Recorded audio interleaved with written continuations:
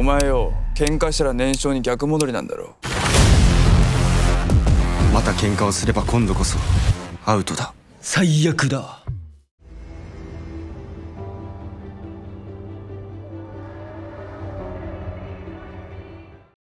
Kali ini gue akan ngebahas soal film Tawuran yang baru rilis bulan November yang lalu di bioskop Jepang yang berjudul Out.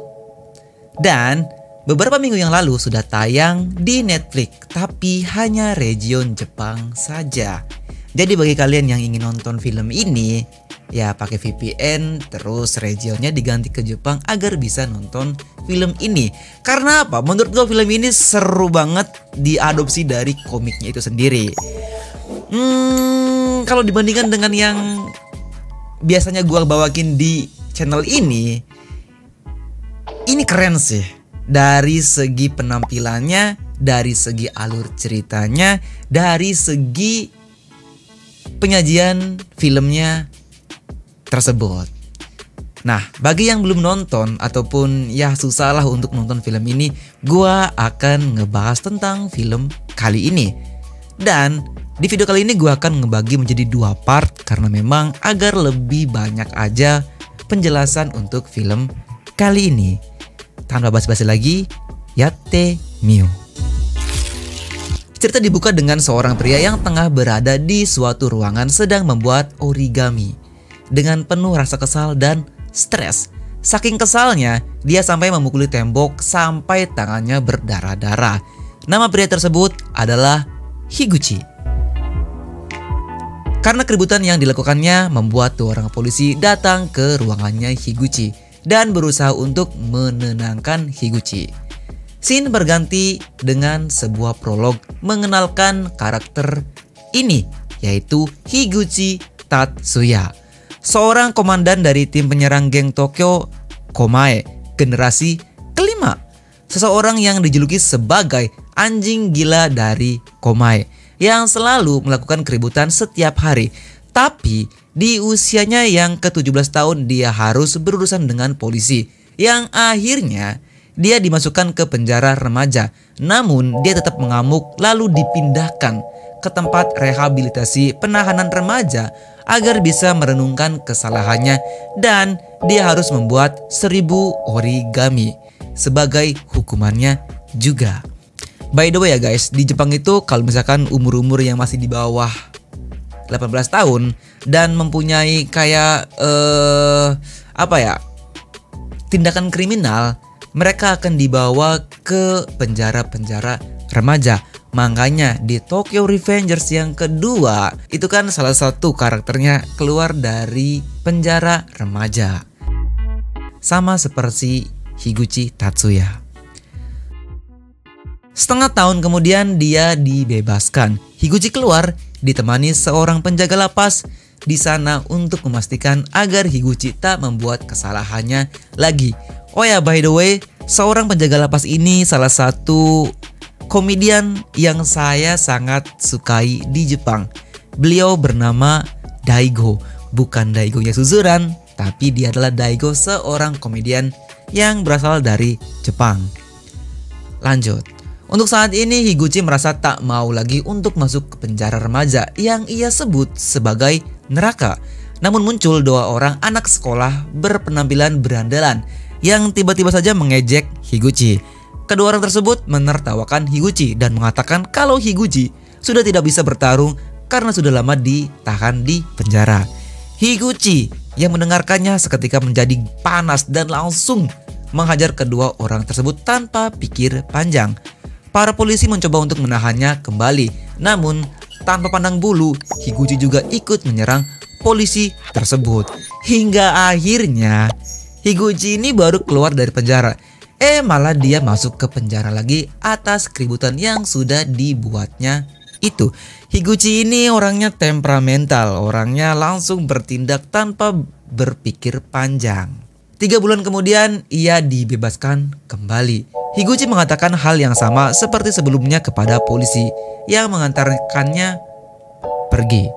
Higuchi mengatakan tak ingin masuk ke dalam penjara ini lagi karena ya penjara bagaikan neraka. Setelah itu, kedua orang berandalan sekolahan yang 3 bulan lalu muncul kembali di hadapannya Higuchi dan penjaga tersebut. Tapi kali ini mereka berlaku sopan kepada Higuchi dan pergi begitu saja. Scene berpindah. Di sebuah counter makanan terlihat ada 2 orang pelayan. Mereka adalah suami istri. Dan ada seorang pelanggan yang menggunakan jas, tapi dengan hawa yang tidak begitu akrab.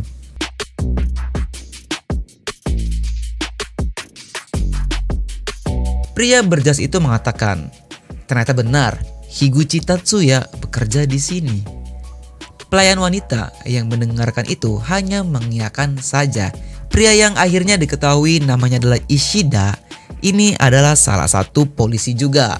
Menambahkan bahwa mereka berdua, yaitu yang punya toko, harus berhati-hati karena Higuchi Tatsuya itu seperti kekuatan yang dihindari oleh masyarakat. Kekuatan apa? Ya karena dia berandalan. Dia bertindak tanpa berpikir panjang. Apalagi saat ini ia sedang bebas setelah setengah tahun di penjara remaja. Bibi Higuchi meminta maaf. Lalu di balik pintu, Higuchi muncul dengan penuh amarah pada Ishida. Tapi dengan santai Ishida menantang Higuchi untuk memukulnya dan akibatnya jika memukul Ishida, Higuchi akan dipenjara dan ditahan kembali di penjara remaja. Dan akhirnya di sini paman Higuchi menambahkan bahwa Higuchi memanglah bodoh, tapi dia bukan sampah ataupun dia bukan seorang preman. Higuchi pergi keluar restoran untuk melampiaskan kekesalannya. Saat ia kesal karena Ishida sudah memberikannya aturan yang sangat ketat kepada dirinya. Aturan apa? Ya agar dia tidak membuat onar lagi. Dia tidak boleh memukul orang lagi.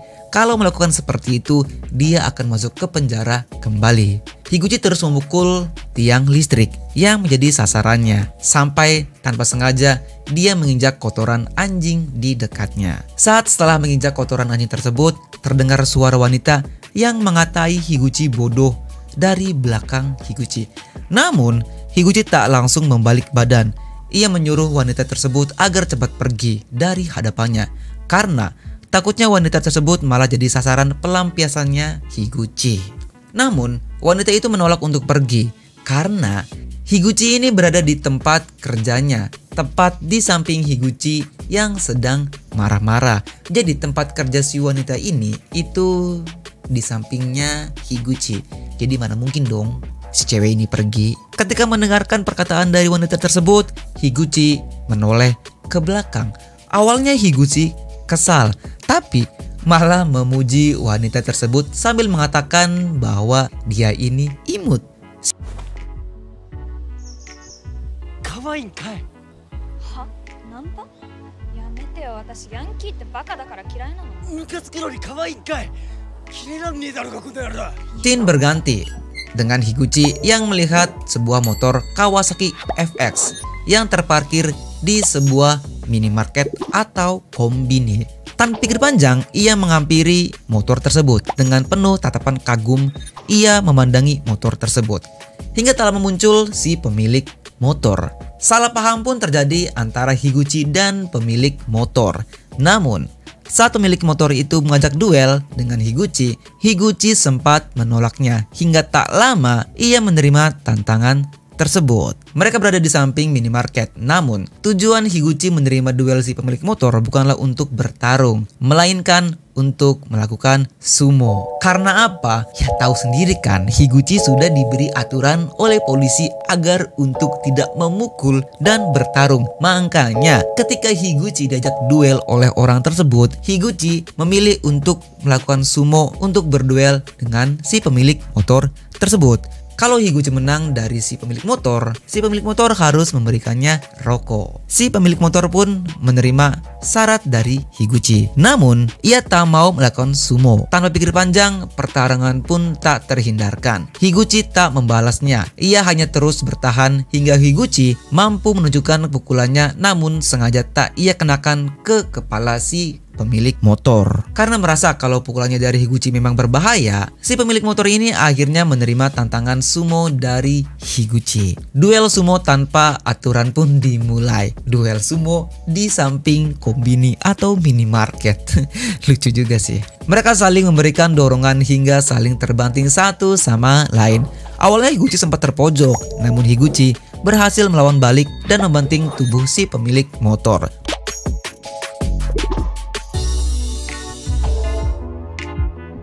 Pertarungan sumo berakhir dengan kemenangan Higuchi. Ia pergi meninggalkan si pemilik motor yang terlihat masih belum menerima kenyataan kalau dirinya kalah. Higuchi yang hendak pergi dihentikan oleh si pemilik motor. Ia memberikan rokok miliknya kepada Higuchi. Karena persyaratannya kalau dirinya kalah, dia harus memberikannya rokok. Setelah Higuchi mendapatkan rokok, ia beranjak pergi lagi. Namun ditahan lagi oleh si pemilik motor dengan memperkenalkan namanya. Pemilik motor tersebut mempunyai nama, yaitu adalah Abe Kaname. Higuchi tak menggubrisnya dan pergi begitu saja. Abe memanggilnya lagi dan meminta Higuchi untuk memperkenalkan dirinya. Awalnya Higuchi ogah menanggapinya.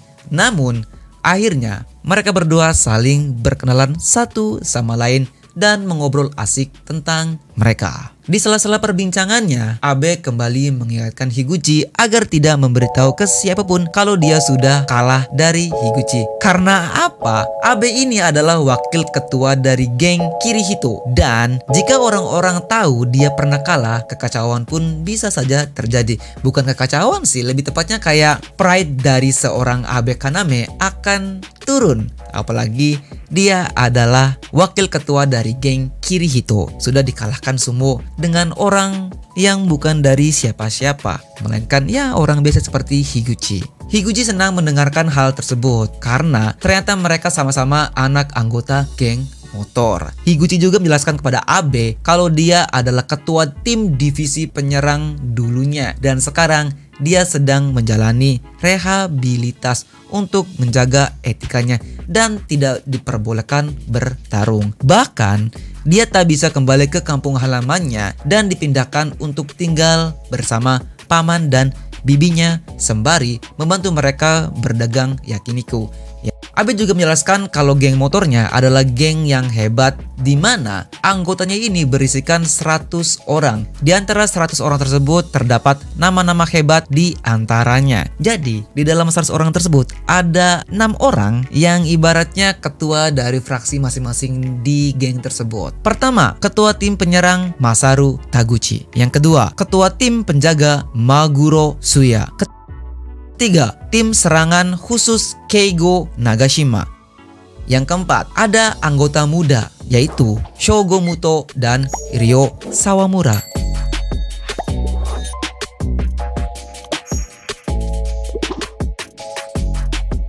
Yang kelima, wakil ketua yang terkuat yaitu adalah Abe Kaname. Dan yang keenam adalah ketua gengnya yang bernama Kanzawa Atsushi.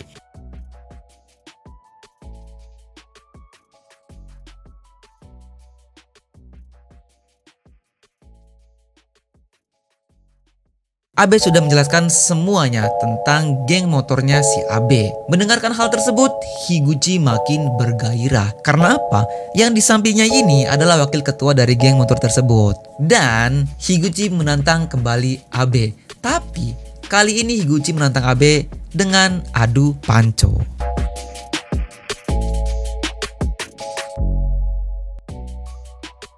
Scene berganti, terlihat Higuchi sedang membersihkan penggorengan bibinya. Tiba-tiba bibinya ini datang dan mengatakan ada teman Higuchi yang sudah datang ke toko mereka. Higuchi terheran karena dia tidak merasa punya teman di kota ini. Kota ini itu adalah kota Chiba yang ada di Tokyo. Setelah Higuchi masuk ke kedai, di sana ternyata ada Abe yang tengah asik makan pesenannya. Higuchi kaget karena Abe bisa ada di tempat tersebut. Basa-basi terjadi di antara mereka. Di sela-sela perbincangan mereka bertiga, ada berita dari TV terdengar dan menyiarkan berita soal kecelakaan mobil yang merenggut 3 orang korban. Diduga pengemudi dalam keadaan tidak normal saat mengemudi dan juga telah ditemukan obat-obatan terlarang di dalamnya. Di sini Abe tak heran mendengarkan hal tersebut dan sudah tahu siapa para korban itu. Higuchi bertanya,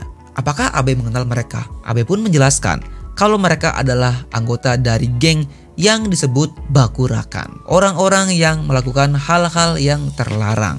Mirip seperti di film High and Low The Wars. Geng tersebut melakukan perdagangan obat-obat terlarang. Scene berpindah. Di sebuah bar terlihat banyak orang berkerumung. 3 orang diantaranya mereka berada di depan menjelaskan jika perekonomian dunia memburuk, masyarakat akan mudah ditipu dan ketergantungan obat-obatan itu bisa terjadi.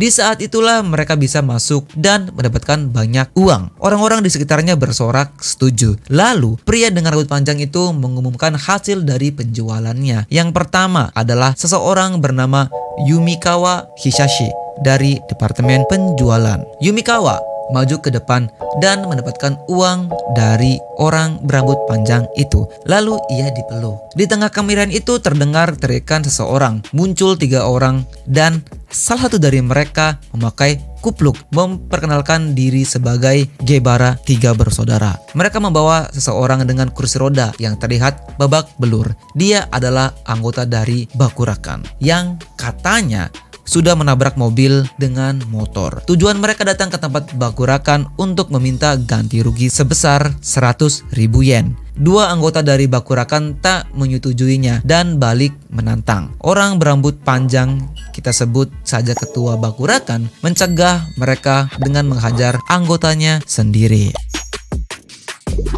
Jadi, perkumpulan di dalam sebuah bar ini adalah geng-geng dari Bakurakan. Ketua Bakurakan memberikan tebusan kepada Gebara yang sudah datang ke bar tersebut yang meminta ganti rugi ke Bakurakan. Namun, setelah menerima uang yang diberikan, ternyata ketua Bakurakan meminta ganti rugi juga kepada Gebara karena anggotanya ada yang terluka, padahal itu dilakukan oleh ketua Bakurakan sendiri. Perdebatan terjadi hingga akhirnya duel pun diputuskan antara ketua Bakurakan dengan ketua Gebara. Pertarungan terjadi, walaupun secara fisik ketua Bakurakan ini tidak terlalu besar seperti ketua Gebara, namun ia berhasil beberapa kali membalikkan serangan dari ketua Gebara. Pertarungan ala MMA antara Gebara dan ketua Bakurakan tak berselang lama. Hingga akhirnya ketua Bakurakan berhasil mengalahkan ketua Gebara dengan mengunci kepalanya hingga lemas. Nah, di sini kenapa gua mengatakan bahwa film ini itu keren banget? Karena apa? Tampilan yang disajikan ketika bertarung ini benar-benar asik di film Out. Ketika duel, ini memperlihatkan pertarungan yang sangat menarik dan epic. Kayak masing-masing aktornya ini mempunyai keahlian bela diri sehingga menghasilkan tayangan yang sangat bagus. Seperti contohnya ini.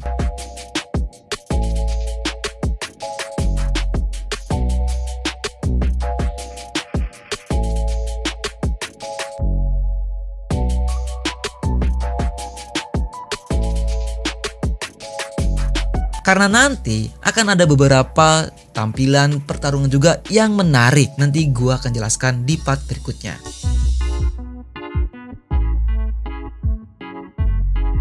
Lanjut sedikit lagi untuk part yang pertama. Pertarungan akhirnya dimenangkan oleh ketua Bakurakan dan memberi sedikit syarat kepada mereka sebelum meninggalkan bar Bakurakan. Ketua Bakurakan menjelaskan mereka akan mengadakan perang dan mereka membutuhkan anggota tambahan. Gebara bertanya, bagaimana jika mereka menolaknya? Dengan ayunan yang sangat cepat, pisau sudah berada di telinga dari ketua Gebara yang mengartikan kalau dia tidak bisa menolak ajakan dari ketua Bakurakan. Dan akhirnya Kirihito dalam bayang-bayang yang mengerikan karena di mana mereka harus menghadapi sekelompok geng yang memiliki jaringan narkoba dan berdarah dingin. Bagaimana para anggota Kirihito untuk menghadapinya nanti dan apa korelasi antara Higuchi dan Kirihito nantinya dalam pertarungan ini akan kita lanjutkan di part berikutnya dalam movie Out.